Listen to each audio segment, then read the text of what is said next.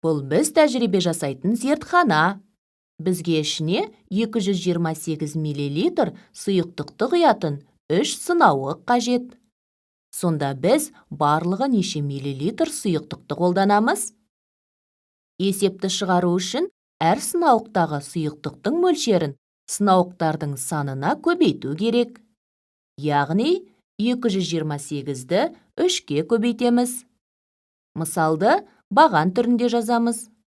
Бірлікті көбейтемін, 3-ті 8-ге көбейтсе, тең 24.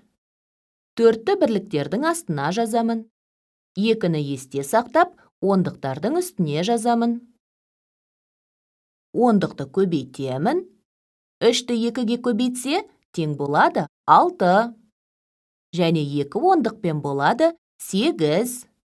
Ондықтардың астына жазамын. Жүздіктерді көбейтемін. 3-ті 2-ге көбейтсе, тең 6. Жауабы 684 мл сұйықтық. Барлық сұйықтықты сынауықтарға құйып, қыздырамыз. Осы жерден тәжірибеміз аяқталды.